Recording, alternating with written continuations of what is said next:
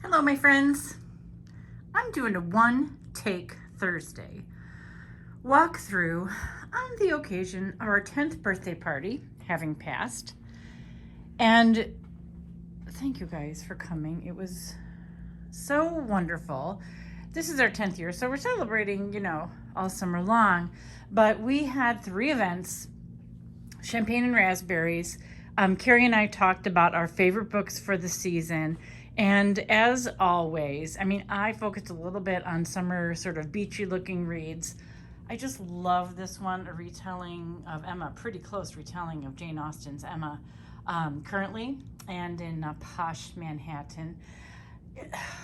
So we had all kinds of books, and you just never know. Our bestseller of the day was Carrie's North of the Tension Line, which is first in a series based in Door County, Wisconsin.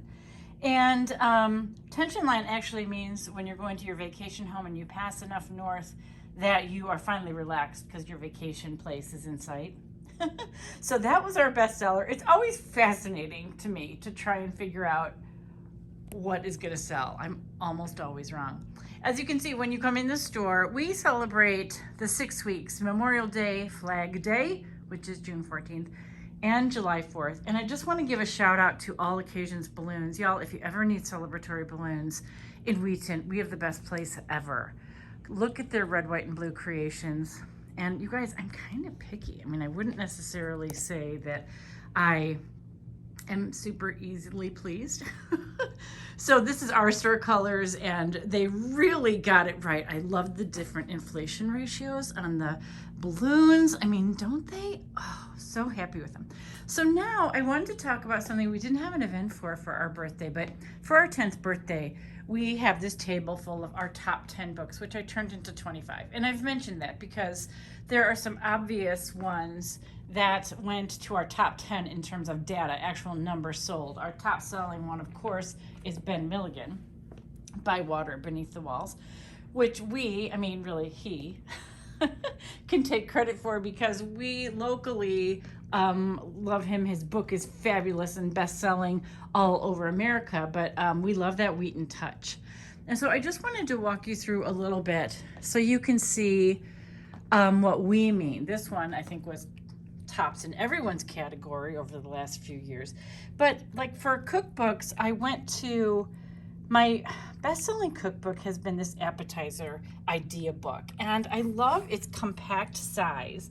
And inside there's a picture for every single recipe, and even though they have variations on a theme, maybe the theme is brie, they have a picture of every variation, and they're almost real size. And the reason I love this book is that when you have to bring something or you have to make something and you don't want to go through, this is a bestseller too, but you don't want to go through a whole cookbook, you're just like, I need an appetizer. And you can go through this book quickly and figure out what to make. It's a tidy, handy little size. I love it. Our best-selling book I can take credit for is The Cocktail Party. And inside are the funnest ideas just for entertaining.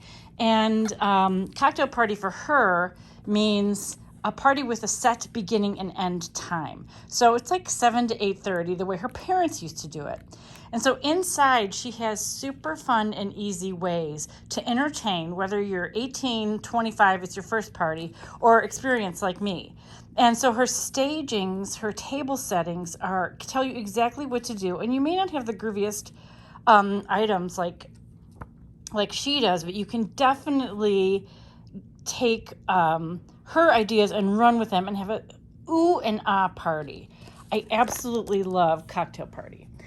Keepers is another cookbook that I take credit for being a bestseller. It was my first event ever with the bookstore, cooking demonstration in my home. And what we have here is 2 women who were very much active in the New York cooking and cookbook community who had kids and moved out to the suburbs and started to have food that was manageable for them to make in their new life, but also that their kids said, Mom, that is a keeper.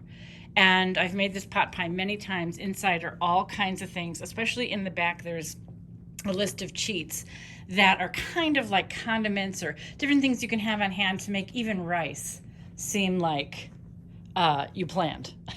They're so tasty. So How to Relax, I love that that was a bestseller beginning with COVID. Thich Nhat Hanh, if you don't know him, has just wonderful books, a series of, gosh, I think 8 now, How to Eat, How to Walk. And they're just little reminders of how to stop and muse a little bit. Make yourself better, make yourself calmer.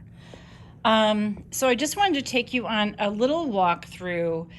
This one Jenny has championed for years. Tiny Beautiful Things is just a lovely advice column with, boy, does she pack a punch in giving love. She calls everybody dear sugar who writes to her for advice. Really recommend it for any age group. Old Filth is a series that I have championed. Jane Gardam is a charming British writer. And filth actually stands for failed in London, try Hong Kong. And it's a, historical fiction, but not an era that we often talk about, and that is London just post World War II. So the reason he has to try Hong Kong is that there are no jobs, even though he's #1 in his class, our barrister, Filth. So he has to go to Hong Kong to make his fortune. But more than that, it is the most beautifully written and yet character-driven, experience-driven. You really get a sense of what London was like while the bombing out was being cleaned up, which took 8 or 10 years. And it's a trilogy. So love that. I also kind of feel like Notorious RBG is one that I championed.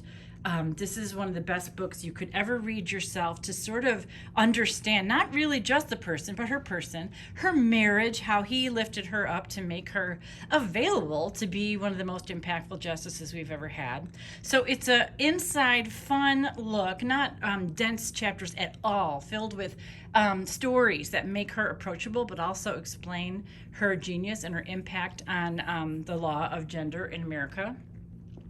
Our best-selling children's books are, easy is Elephant and Piggy. You all know what they are. For kids 4, 5, 6, and for parents too. It's sort of like the Toy Story reading experience for kids, because Elephant and Piggy are indeed hilarious on their own. They have really fun experiences, but also there's a ton to learn in terms of beginning readers, punctuation. It's just fun for everybody, and a lot of our families have the complete set, which is, I think, 36. So this is the 2 best-selling children's books, other than our local author, which I'll show you in a moment. But Mr. Willoughby's Christmas Tree and The Christmas Magic. This is, 70 years old, but still one of my absolute favorites. Has to do with the Christmas tree being snipped off to fit in the house of the very wealthy Mr. Willoughby. And then as these little pieces get chopped off, because they don't fit in his house, they become little trees for all the little critters that live also in the house. And Christmas Magic is much more contemporary, but the most lovely preparation, Santa preparation story that will just get your kids and you all tingly for the holiday spirit. He's not wearing red, but that is Santa. Best-selling children's book, and she came. Amy Logan was here on Sunday, and Girl with a Cape, she read it aloud. I will send a picture of her reading with the kids.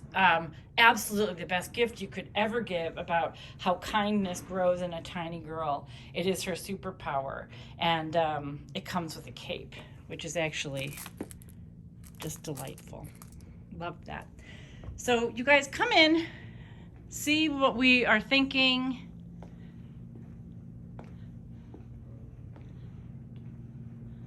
It's a beautiful day.